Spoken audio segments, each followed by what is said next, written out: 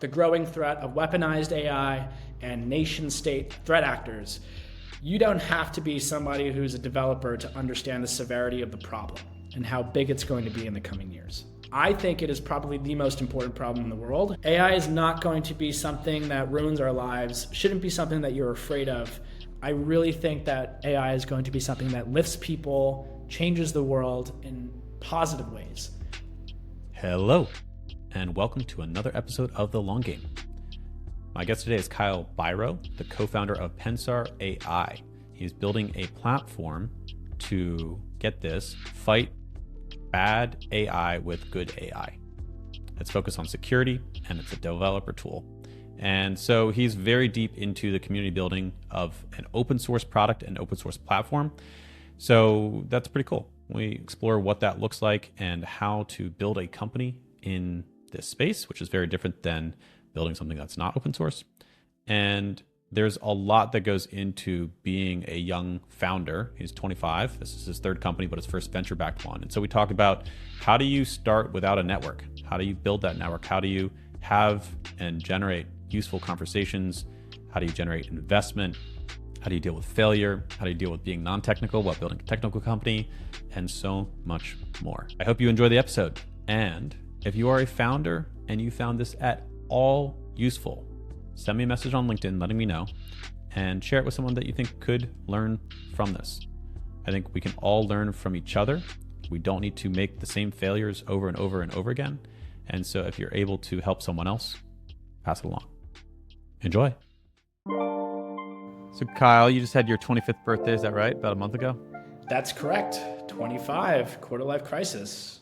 I was sleuthing and stalking you, and it seems like you have a Levain cookies birthday tradition. So this is the second birthday we've done at Pensar. My co-founder and I are both 25. We have a founding engineer who's 24. We're on the same block as Levain. There's the vents. You can smell the cookies right outside of our office. Keep it fun. Keep it like kind of lively. I think it's important to build some sort of culture. And while we're small, easy to get cookies, easy to get excited. We walked up and down the floors of our building, handing out cookies. Good way to make friends. Also, that's my way of celebrating. I don't get to like have so many, balloons or whatever. It's more so for just getting my team to like unplug for a second. We hang out, we eat a cookie, and then we go back to work. So I like how even your birthday is about culture building for your company. I think that's very founder mode. Surprisingly so. I think spent my birthday in the office. There's not even a thought in my mind whether or not I was coming in or not. I think even that night I had a dinner I attended, no mention that it was my birthday, and I have my mom blowing up my phone saying like, "Oh, are you doing something fun for your birthday?" And I was like, "Yeah, Mom, I'm attending like a New York City Founders event. Super relevant to my birthday." But this is exactly how I'd be doing it regardless. This is exactly what I want to be doing. Well, it is also like a very exciting time for startups and AI startups. I think, the previous few years, the zero interest rate environment was exciting from the perspective of everyone can get funding. But Yes. The things that were kind of innovated at the end of the teens and early 2020s were, I don't know, less exciting, at least for me. But you're kind of in this new wave. Pensar, you said, just had a second birthday. So like you guys are just in the thick of AI startup land. What are like some trends or some things that you're seeing in that space that maybe everyone else looking in from outside might not know? So I like the way you started this. I think if we look at 2021 in the peak of the AI boom, when fundraising was hot, companies were building pretty much some awesome companies came out of 2021. However, there's also this trend that we were seeing about clobbering AI onto like existing tools. In the fundraising market, if you had AI attached to your company name, you were more likely to get your pitch deck reviewed and ultimately receive investment. The timing for us wound up being that we had started the company in like late 2023, actually on the bottom of the trough, right? We had missed the hype cycle. And we had started our company as PensarAI. We were building some pretty exciting models at the time and thought the core product was going to be more of that than what it actually turned out to be was more of like a security dev tool. There are some really cool companies I've seen in the space a number of which I'm lucky to be friends with. A really cool company that I work with is AI, who's here in New York City in Flatiron. They're on 20th Street. They were behind the project GPT for All, which is a locally hosted GPT model. If you have beefy enough hardware, you can run it right on your MacBook M1, like I have it. There's other companies that are building pretty cool tools in the security space. Another one that I can mention is, off the top of my head, there's some peers that we have in security. Another one is Dune Security, who's building out more of a evaluation tool, which is keeping security teams up to par with trainings, and their integration of.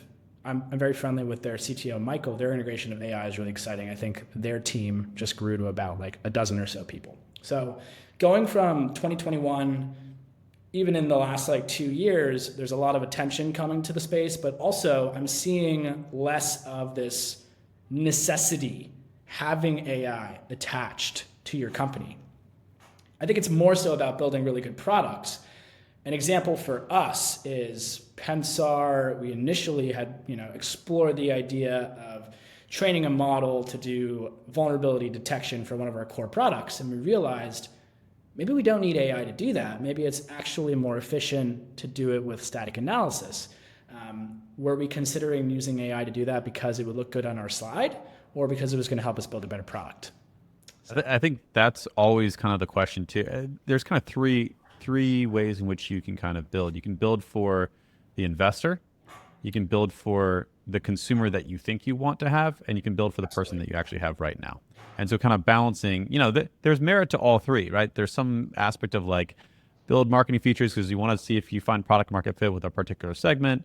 There's building for investors so you get funds, so you stay in business and you can even just keep going. And then the third bucket is, trying to keep the people or make the people happy and figure out, for who you have, what do they really want and solve those pains and problems that they have. Yes, I love that. We're building for our customer, right? We want our customers to love and use our product. And something I say all the time, and this is part of the reason why we decided to open source our first product, is devs are our end user. We want them using it and loving it, right? If I want to go up the chain and talk to a decision maker, or whoever the stakeholder might be, if it's a head of engineering, CTO, or if I'm handling a procurement or vendor management, it's a completely different conversation.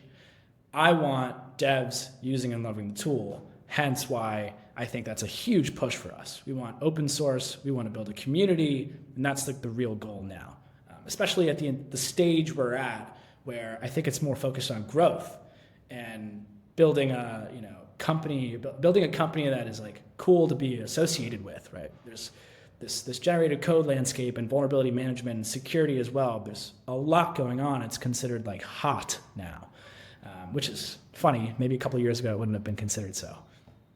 Yeah, it's definitely interesting. I think the other thing too, I talked with the founder of CrewAI, Joao, and his platform is also open source, and of course there's a paid service, and there's kind of this model here. But I think when people hear open source, they think, isn't that just a bunch of people building software for free? Like how do you actually turn that into a business?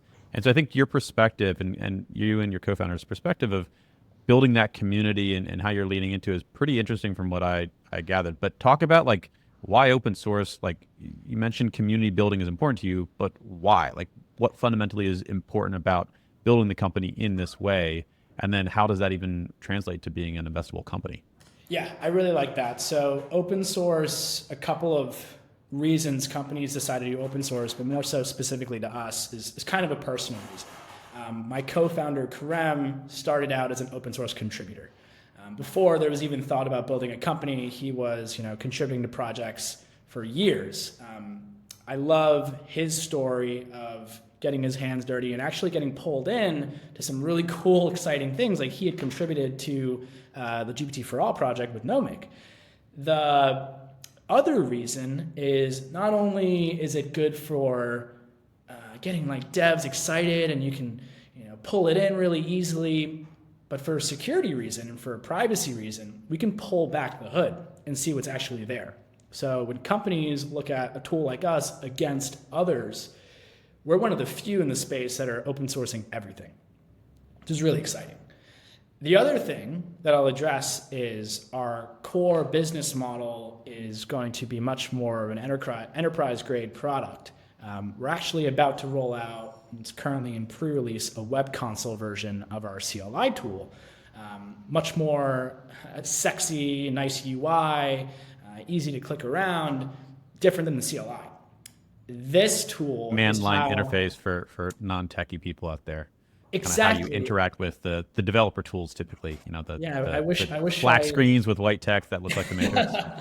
So surprisingly, Pensar, our theme and motifs, if you click around our website and our tool, we love the black and white. We love the hackery vibe. It's very true to who we are. However, this product is going to be something that I think even the non-technical stakeholder can tell, when there's a concern for vulnerabilities or security inside of their system.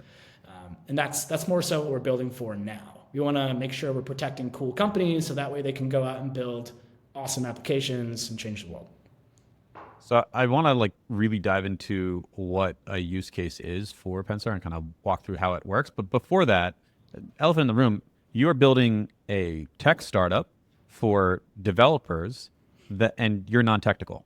So how much imposter syndrome do you deal with, or how do you just operate in that space of, that's not your core competency, not your core skill set, but this is very much the lifeblood of the company you're building. So enormous amounts of imposter syndrome. However, I have to remove myself from thinking like that. Humbly, and I don't draw this comparison, just kind of pops into my mind, but I love the Steve Jobs analogy, right? Steve Jobs, who was more of a visionary and focused on building product for outcomes. So our problem space, and that is security, the growing threat of weaponized AI, and nation state threat actors, you don't have to be somebody who's a developer to understand the severity of the problem and how big it's going to be in the coming years. I think it is probably the most important problem in the world, hence why I spend all my time in staying up late and not sleeping thinking about it. Now, where I come in and the skill set that I get to leverage is exactly what I think I was put on this earth to do, not to be so grandiose, but I love talking about this, and I will spend time with anyone who has an interest in hearing about how and why this is something that needs to be fixed.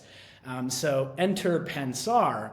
What we're doing in our core product right now is a vulnerability discovery and remediation tool. So what it does, it'll scan your repository, find CVEs, find vulnerabilities, and then we'll also discover net new vulnerabilities. This is huge. The other big part of this process that is triaging, our tool will not only move to the top what the most critical vulnerabilities are, we'll group them for you so that way you can knock them out super easily, but we're eliminating a lot of that alert fatigue, which developers hate. This is why developers churn off of other tools, incumbents in the market, and why we're getting a lot of exciting traction. And then the third part of that is the remediation portion, which is generating fixes. Instead of generating an entire new block of code, we're generating diffs. These are patches. So you can merge them right in, good to go. So that's super interesting. So there's the identification piece, there's the triage, and then there's the actual solution of these vulnerabilities. Talk me through a company you've worked with or a use case, and then do it from the non-technical perspective. What does this really mean for a person that's maybe running a company, maybe they're more product side, maybe they're CEO, and they say, well, why should my dev team start using Pensar? What does it actually do for me? What am I saving and protecting against? So this is probably the most exciting example I have, and it happened last week. I got on a call. I love fresh examples. Still developing, still an emerging story. I got on a call with a founder of a satellite company. We're talking space. I was giddy to just talk to this guy. And essentially what his company does, they are doing edge computing for satellites. What's edge computing? So it's protecting applications that are used inside of these satellites. That's essentially what their value proposition is. Gotcha. So if you think about the susceptibleness, the potential risk of hacking satellites, I think we can start to piece together what the problem will look like, right? If this is critical to US infrastructure, or if it's protecting, the interests of a multinational corporation. We're talking massive level problems, right? If you bring down a satellite network, we could cripple the livelihood of people, let alone, dollars and companies. I'm talking about actual people's lives. So enter Pensar. We'll discover those vulnerabilities. We're kind of making good AI against bad AI, right? And we want to make sure we're arming satellite company with good AI. So that way they don't lose that fight. We don't want their satellite taken down and it having this ginormous ramification against, the good guys. I think that is a great example of why this is, one, so important, and two, the smallest piece, right? Like we're talking about some poorly written code. That's where we find vulnerabilities, can absolutely derail the larger picture. I love that. And I think that also paints the picture, to your point, of how impactful these things can be. Even the concept of, weaponized AI and rogue nation states kind of using AI, or individuals using AI for malicious purposes.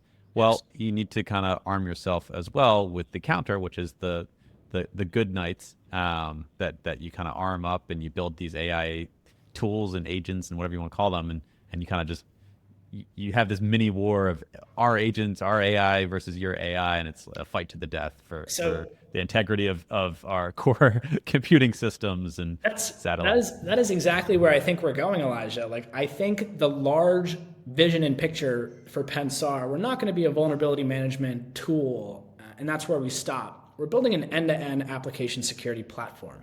And the true goal and the larger vision here is to really defend the world's applications, right? I think one day we're going to be able to enable systems with their own AI to fend off and thwart those threats by themselves.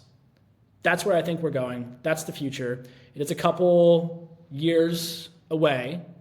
That is a really exciting world that I think we're going to live in. How did you like? You're non-technical, right? And I know you mentioned you're one of your co-founders, but how did you stumble into cybersecurity, and specifically AI cybersecurity, vulnerability and penetration testing, and be like, oh, this not only is this the future, and this is extremely existentially important, but I want to be really focused on building the community, the company, the platform around this. Like Yes. that's a pretty big jump from being non-technical into that.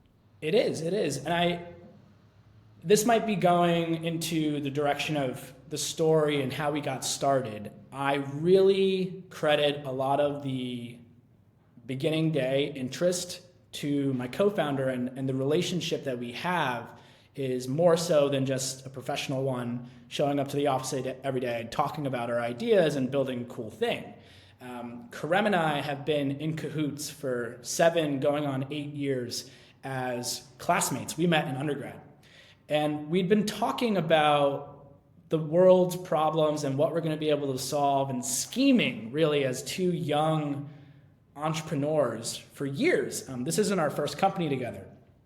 It's little known. When we were in undergrad, I think 19 or 20 years old, we had built another company. This was an order management software for factories, completely unrelated, but timely during the pandemic.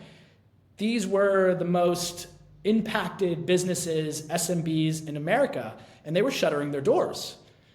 It was really difficult to watch. So we thought that we could help them by essentially building software and streamlining their business and driving some more revenue towards their pockets. Karem and I have always been working on these larger problems.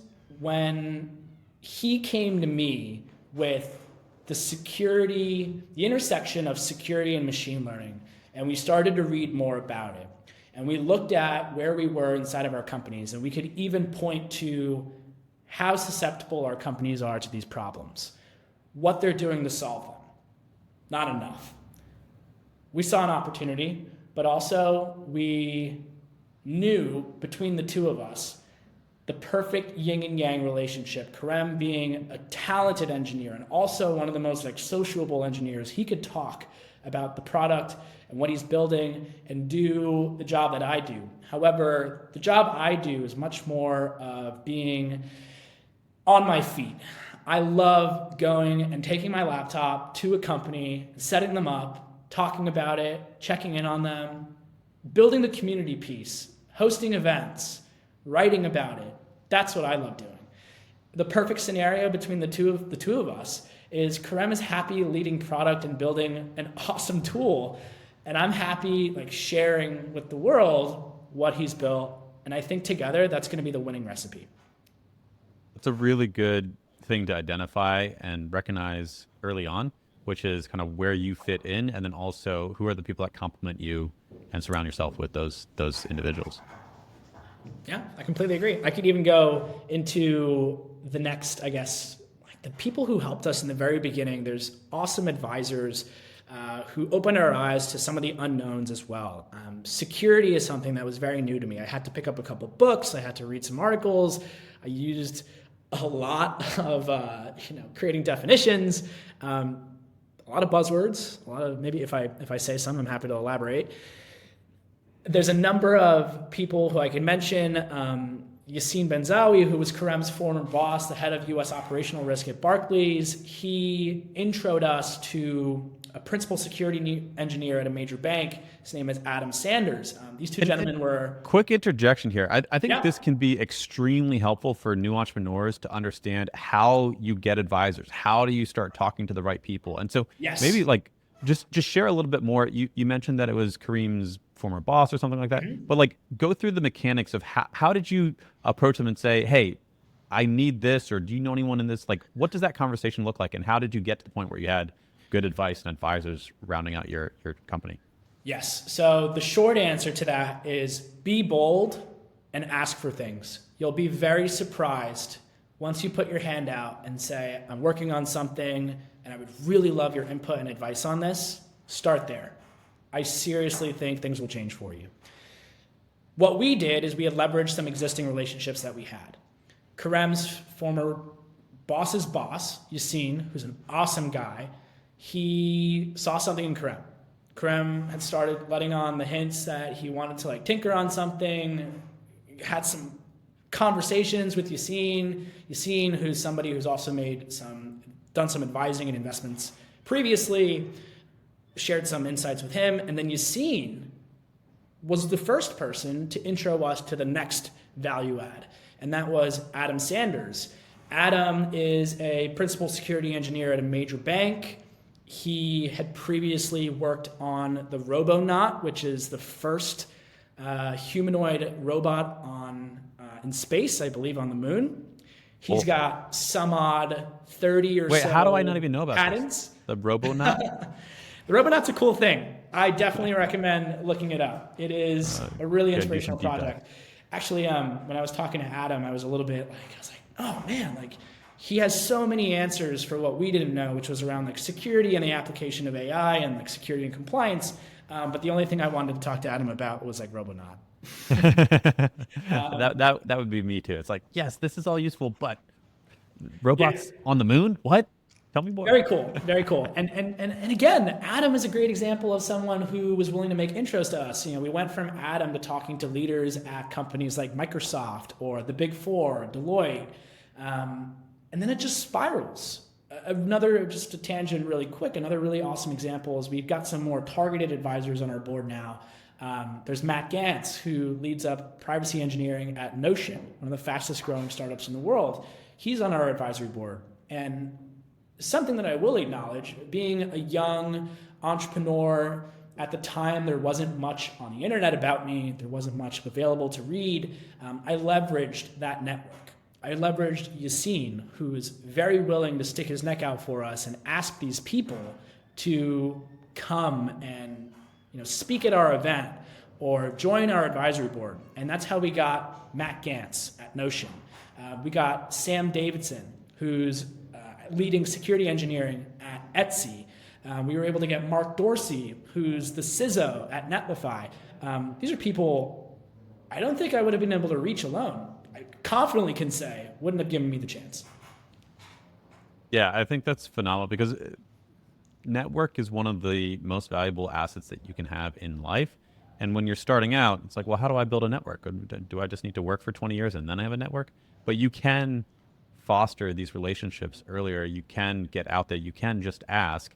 And even if 10 people say, sorry, you're too early, or sorry, I want to, I don't have time, or whatever it is, maybe one person says, okay, well, I'll chat with you guys. I'll help you out. And then it's your opportunity to kind of keep building that relationship, and you can tap into their network. So you kind of have that Yes. network effect, provided you do your part and you show up and you communicate and you learn and you listen, and people respect that. People like to give back. What I will say, and you make a really good point, Elijah, I'm very lucky and grateful, and I can share lots of the wins, but there are a lot of shortcomings as well. For every Let's advisor, share some of those. for every advisor or intro that I've gotten, you said 10. I think it's probably more like a couple hundred that have missed, right? There's people that I've tried to reach out to. A really good example of this is we had a Tech Week event here in New York. This is over the summer. Big companies are throwing, lavish happy hours or talks and panels. And we're some little guys. We had just finished an accelerator. We barely have any resources, but we think it's super important to come back to New York, make a splash, talk about what we're building, and start having these conversations. So we throw an event. I have a relationship with somebody who had access to a space, locked down the space. That was awesome. I started to find panelists, and I think I had tried for like a week and realized nobody wanted to talk to me because they didn't know who I was. I was getting rejected I was reaching out to topical people. We were going to like large financial institutions, asking their security leadership if they wanted to chat. We were going to the large tech companies that are here in New York. Nobody would bite. And then we leveraged our network. We leveraged our advisors who made some of those connections for us. And then through that event as well, the former CTO of Blue Apron, who's an awesome individual, Irina, she came and she started to like interact with us and have some chats with us. There was leadership from companies that are competitors, and they were like, who are these guys?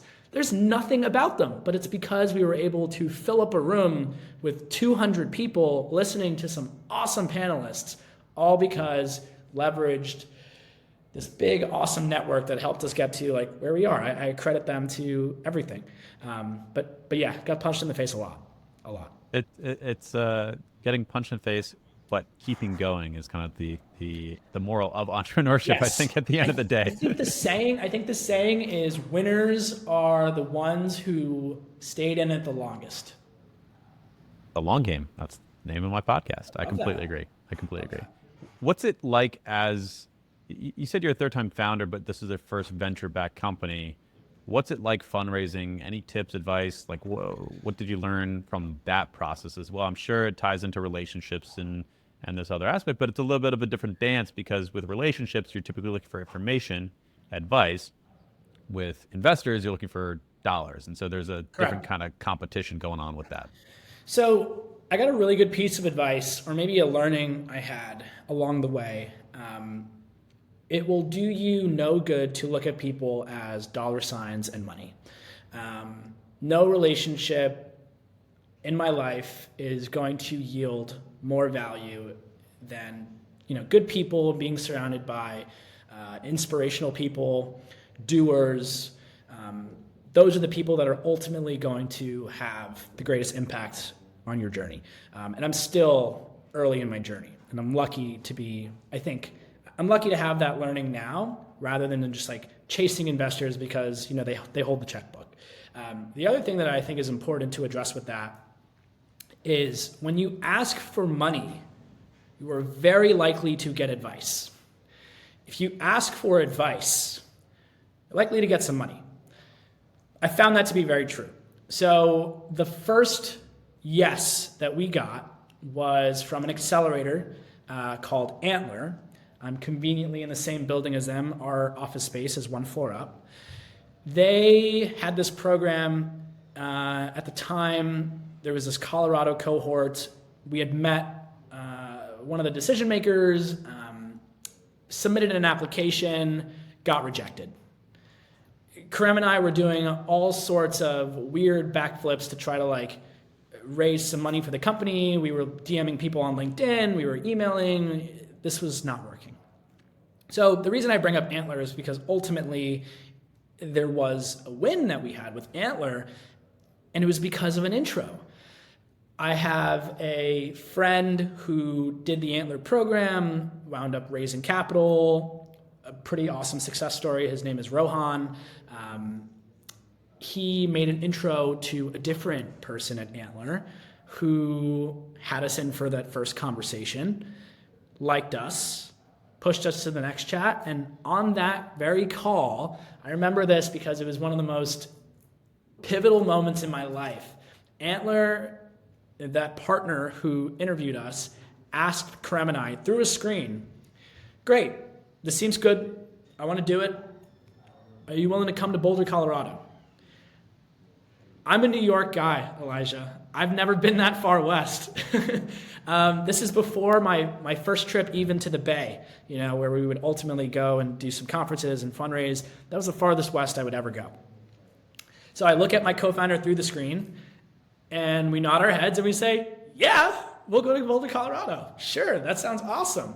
Not even a week later, we packed up my car and drove 3 days across the US to Colorado. And we did that program. And it was an awesome program. I really am a big advocate for Antler. I'm appreciative to the experience that they afforded me.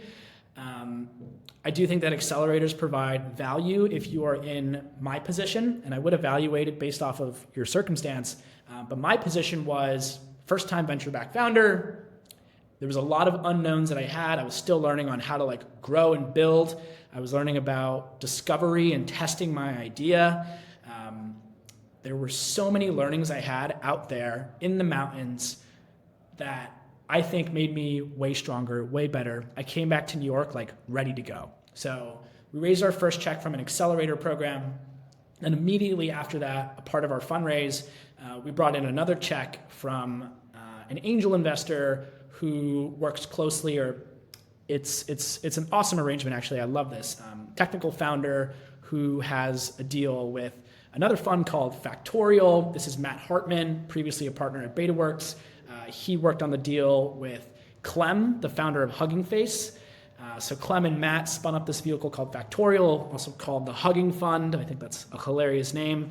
So we got that investment from the angel investor, and then that fund followed on, and that was the capital we needed to hit it, to go. We hired our first engineer. We built the first version of our product, and that really got us to where we are. All that to say, I think that fundraising is something that is hard. I made a lot of mistakes. If I could go back, I would do a tremendous amount of things differently. But the biggest learning is probably, I'm still today leveraging those intros, the warm relationships that I've been lucky to make, and that's gotten me the most wins. And I think VCs will also say this: rarely a deal comes through the LinkedIn DM. Rarely. Unfortunately, I've done a lot of it. Rarely.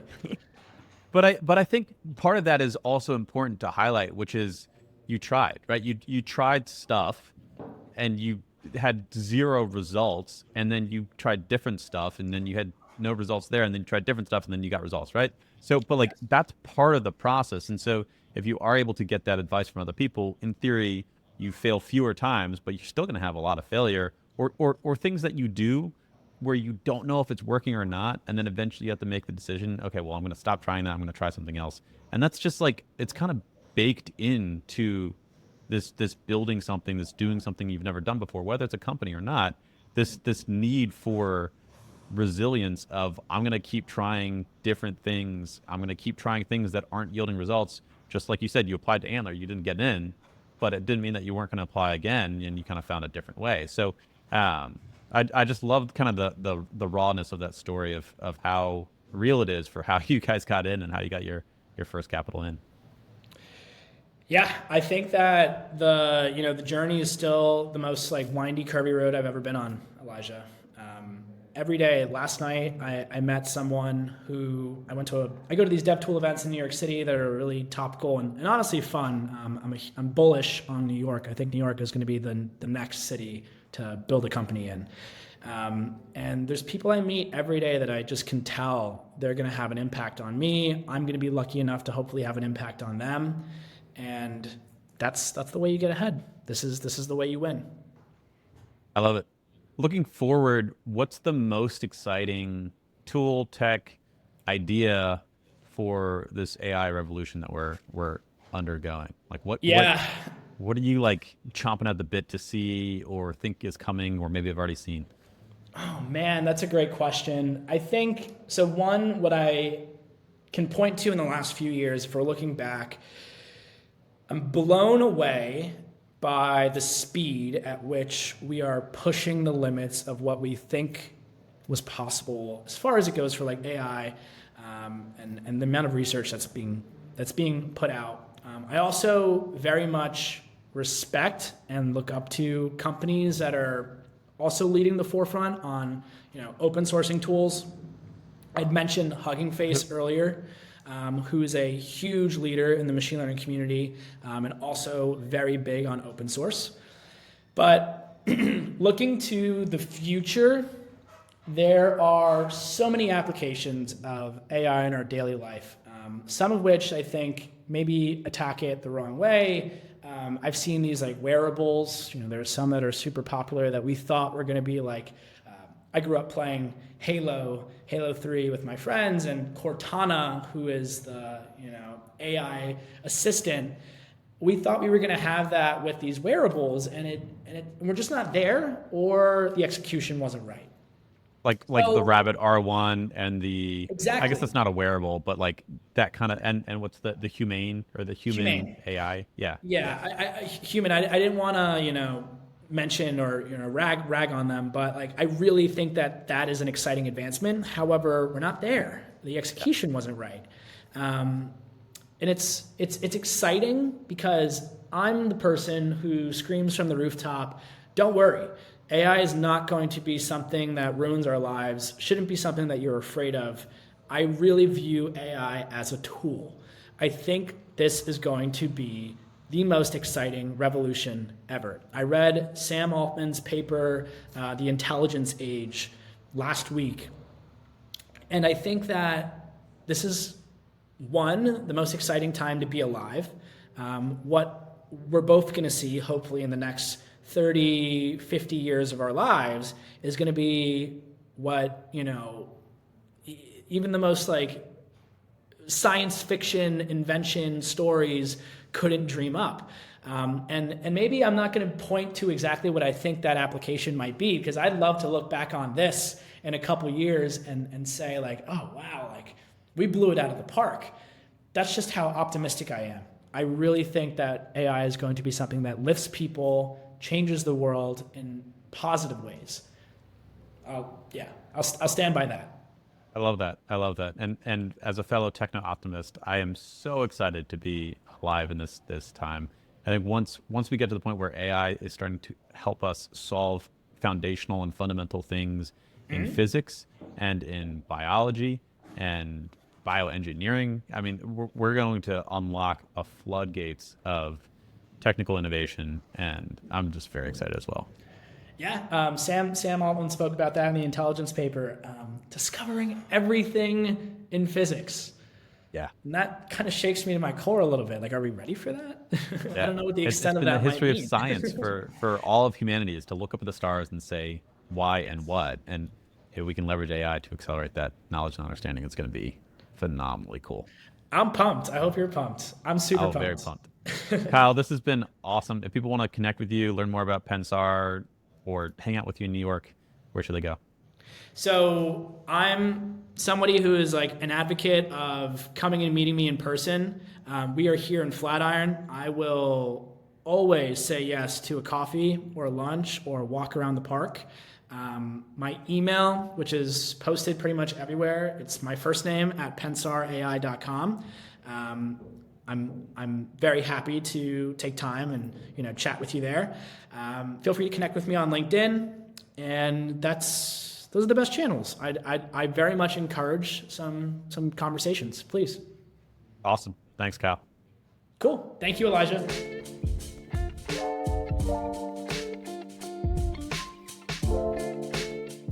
If you enjoyed that episode, make sure you check out this video right here. And if you really enjoyed it and you listened to the end, take 2 seconds and share the love so someone else might find it by clicking the thumbs up button and subscribing. I appreciate you, and I hope you have a wonderful day. But click that button.